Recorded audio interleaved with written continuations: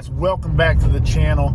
Today we're talking about color palettes, color palette selection, and why I choose which color palette I'm going to use for that particular day. Let's get right into this, guys. Thanks for watching. Thanks for subscribing. We're growing. We're getting there.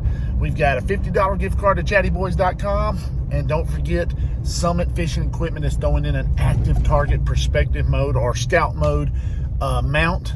That's also in there. When we get to 1,000, I'll be giving that away. Let's go. All right, guys, let's dive straight into this. Of course, we know that Color Palette 3, that is your standard palette that Lowrance uses.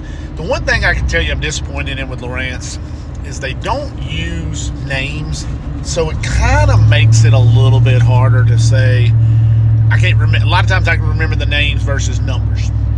Now, what I use number 1, number 4, number 1 and number 4, to me, there's not much difference.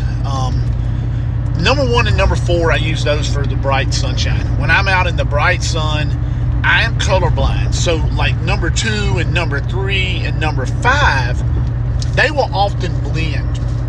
As the sun gets up in the day and that screen gets into the sunshine, my eyes and those colors kind of blend into the black background of the black. So what I like to use is like 1 and 4 for that bright sunshine. Helps those colors pop out to me a little bit.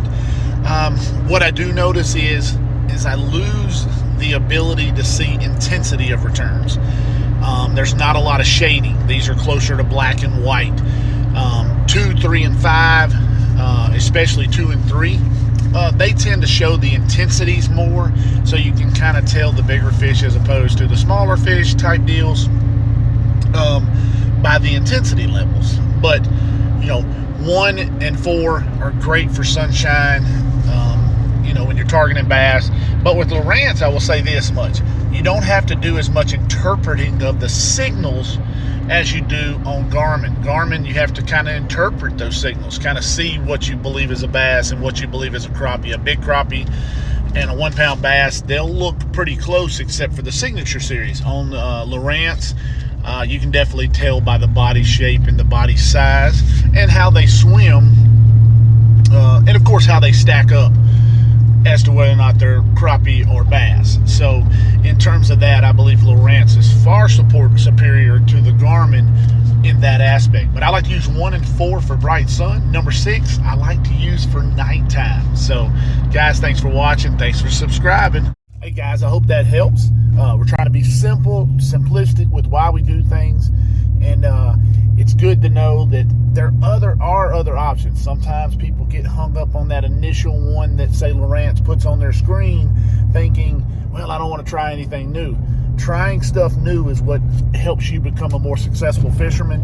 And I have learned that, especially with Lowrance, all their color palettes are usable.